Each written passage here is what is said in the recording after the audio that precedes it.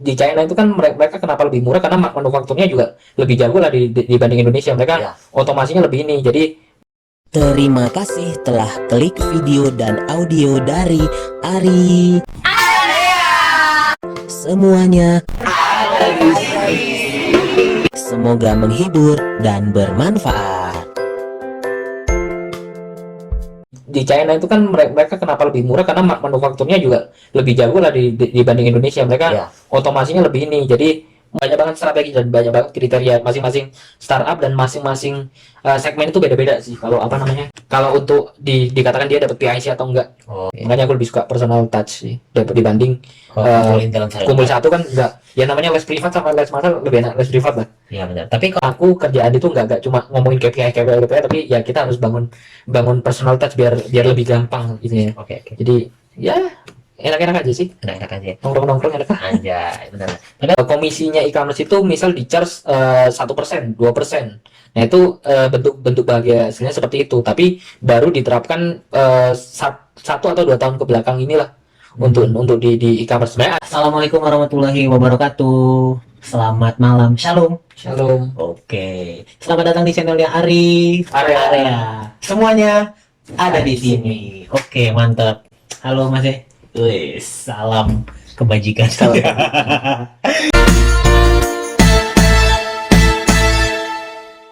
Tapi kalau boleh tahu sebenarnya kalau untuk harga aslinya sebenarnya berapa sih gitu? Misalnya contoh dari barang, contoh lah kita beli kacamata nih ya, 5.000. Nah, pengiriman ternyata misalnya taruhlah pengiriman 20 atau 30. Ya wajar lah kacamata 35.000, kacamata-kacamata gitu di Indonesia juga sama. Cuman mungkin model yang kayak gitu nggak ada di Indonesia, makanya di situ dilihat keterangannya barangnya dikiriman dari luar negeri. Nah, itu gimana tuh? Kalau dikirim dari luar negeri, karena kan mereka dari apa ya?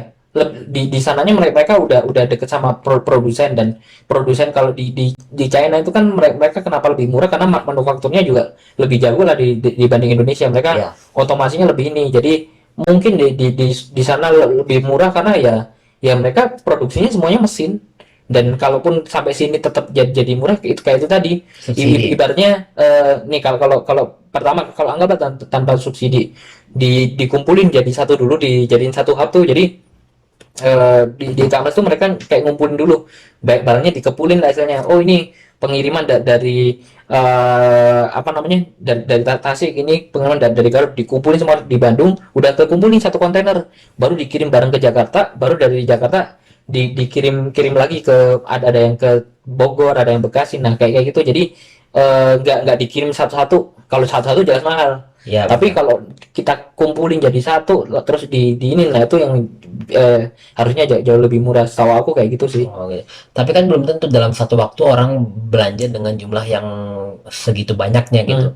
Oke lah, misalnya aku cuma belanja satu, misalnya di tempat lain belanjanya jadi 15 atau misalnya berapa lusin gitu.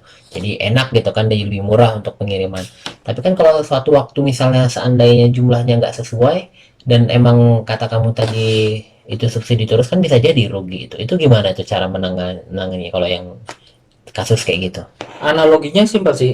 Jadi itu kan balik lagi. Itu tuh bakal dikumpulin jadi satu. Kan pembeli mereka kan banyak, nggak cuma kamu doang. Di seluruh Indonesia mereka Ada. bisa beli loh. Bahkan nih kalau yang dikirim dari luar negeri itu mereka nggak cuma melayani di Indonesia doang. Jadi mereka udah ngirim ke semua negara yang mereka punya e-commerce-nya. Kayak e-commerce yang tempat aku kerja tuh, dia di ASEAN tuh hampir ada semua.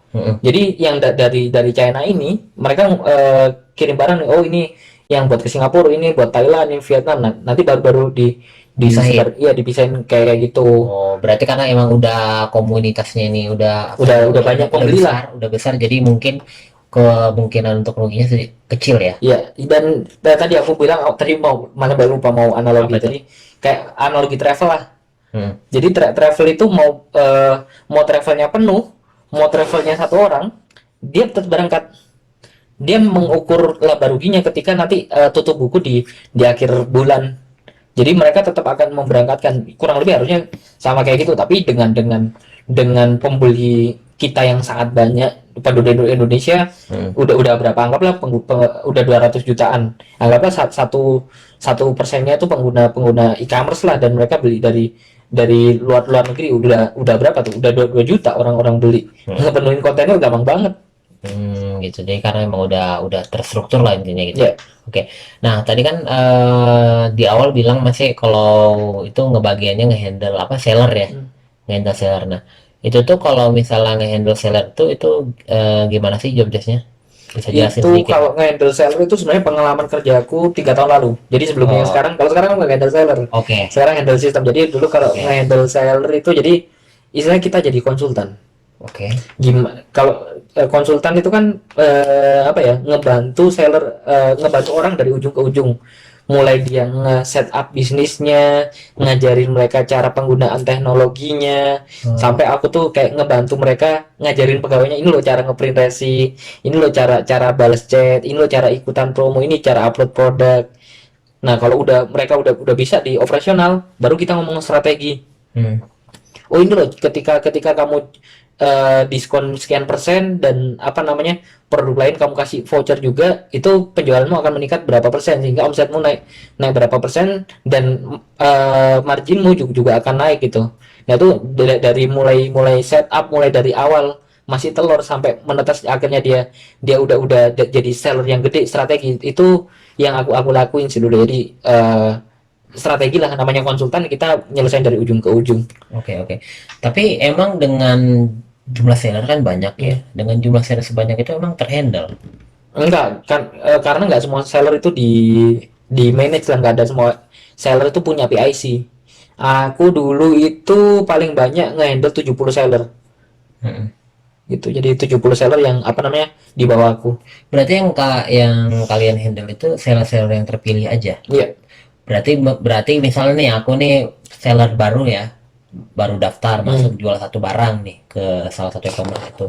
Terus aku masukin barang-barang aku, tapi kalau seandainya aku masih orang baru, aku masih penjualan biasa aja, itu mungkin masih belum masuk dalam daftar kalian gitu. Masih belum. Jadi melihatnya dari pertumbuhan penjualan baru kalian menghubungi si seller itu. Banyak banget strategi dan banyak banget kriteria masing-masing startup, dan masing-masing segmen itu beda-beda sih. Kalau apa namanya, kalau untuk dikatakan dia dapat PIC atau enggak. Oh gitu. Jadi kalian emang ada kriteria Iya, tersendiri gitu betul. ya untuk dapat itu ya. Iya. Oke, oke. Tapi kalau dari menghandle seller itu sendiri, apa emang satu-satu atau emang dikumpulin langsung dalam satu misalnya kalian meet online atau gimana tuh? Satu-satu maunya apa ditemuin? Enggak, maksudnya satu-satu mungkin konsultannya pribadi gitu. Oh. Atau mungkin kalian dikumpulin dalam satu tempat. Oh, kita hari ini kumpul nih. Kita bahas satu apa Iya. masalahnya atau gimana? Kalau yang dulu aku itu apa namanya, itu sebenarnya karena aku handle banyak juga, 70 orang gitu.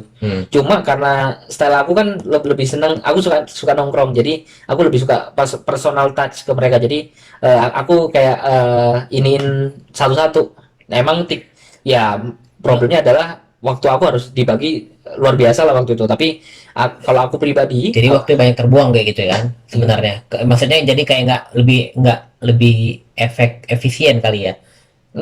kalau Karena bilang personal touch gitu. sebenarnya nggak efisiennya itu kalau misal personal touch itu pas perjalanannya, tapi karena aku emang hobi nongkrong, Iya. jadi nggak, menurut aku bukan nggak ada waktu yang terbuang, malah dengan aku ngasih personal touch, aku bakal dapat banyak insight dari dia, banyak dapat Juga info ya. dan Iya. apa, karena udah deket secara personal. Kalau misal aku minta sesuatu, minta bantuan sama mereka, misal aku butuh promo nih, aku lagi nggak dapat budget untuk promosi, Pak kasih dong apa namanya budget promosi 50%, kurangin harga barang untuk promo 12 itu, karena saya udah deket samanya nama kawan, apa sama kawan, masa nggak dikasih Iya. promo bagus sih untuk ini, karena kan aku Iya. juga ditarget bisa ngumpulin harga murah dari seller-seller lain gitu kan, biar apa namanya, ketika promo 12 ketika flash sale itu bisa dapat harga paling murah lah istilahnya. Gitu ya. Makanya aku lebih suka personal touch sih dibanding Kumpulin dalam satu kumpul tempat. satu kan enggak, ya namanya les privat sama les massal lebih enak les privat lah. Iya benar. Tapi kalau misalnya kayak personal touch gitu tuh, emang rata-rata apakah ketemu atau online? Ada seller yang tipikal lebih suka ketemu, ada seller yang cuma suka di telepon aja. Jadi Beda seller, beda ini, beda beda perlakuan. Oh. Kalau seller yang tipikal apa namanya, emang nggak suka ditemuin, nggak suka ketemu orang lah istilahnya.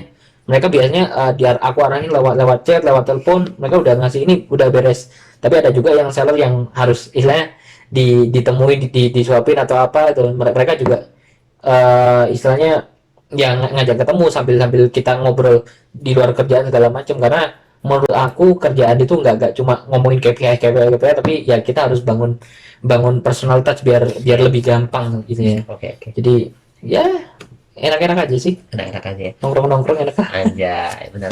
Tapi aku penasaran sama seller itu tuh, kayak misalnya perusahaan di bidang transportasi dengan seller di bidang kayak e-commerce kayak gitu gitulah yang jual beli barang-barang itu sistemnya bagi hasil nggak sih? Yang mana?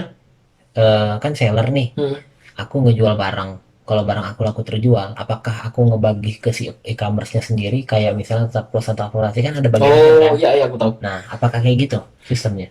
Jadi sebenarnya di tahun ini tuh udah mulai menerapkan bagi hasil. Jadi bagi hasilnya tuh lebih ke persentase dari nominal barang yang dijual. Misal kamu jual sepatu 100.000, komisinya e-commerce itu misal di charge 1%, 2%. Nah itu bentuk bagi hasilnya seperti itu. Tapi baru diterapkan 1 atau 2 tahun ke belakang inilah untuk di e-commerce. Sebenarnya ada sih yang ngecharge lebih lama gitu. Jadi udah berapa tahun lalu udah kena charge itu ada juga. Tapi kalau yang beneran masif mereka ngecharge itu baru di 1 atau 2 tahun ini. Tapi apa ya, benernya seperti itu, 1%, 2%. Ada juga yang apa namanya, beli paket promosi. Misal kamu pengen dapat slot flash sale gitu kan, dapat slot flash sale banyak, maka kamu harus bayar nominal duit berapa gitu. Jadi model bisnisnya kira-kira kayak gitu sih. Oh iya, siap. Jadi apa namanya, si sellernya sendiri apa kayak apa ya, mau jadi lupa. Jadi si sellernya sendiri tuh apa ya, Di charge. di charge gitu tuh baru beberapa tahun belakangan ini ya. Iya. Karena kan kalau kayak perusahaan transportasi kan di awal juga udah dijelasin bagi hasilnya berapa gitu ya. Oh gitu. Berarti kalian emang cara mau ngebangunnya kayak gitu ya. Jadi ya udah dibuat dulu, ya udah biar aja keuntungan 100% sama si seller, biar aja kita ngelayanin dulu gitu. Baru nanti kalau udah mulai jadi Terbiasa. loyal, akhirnya dimasukin di situ Betul. ya. Ya itulah akhirnya yang tadi bakar duit itu akhirnya ketahuan kan. Nah, Mereka kapan bisa panen. Ya inilah masa-masa Saatnya ya. mulai panen, walaupun masih belum panen yang 100%. Itu eranya masih mungkin 3 sampai 5 tahun ke depan masih belum 100% ngecharge lah. Oh, oke, siap. Tunggu dulu nih, masih ada lanjutannya loh. Wah, terima kasih ya sudah nonton dan dengar video dan audionya sampai habis. Dari Ari, semuanya semoga menghibur dan bermanfaat.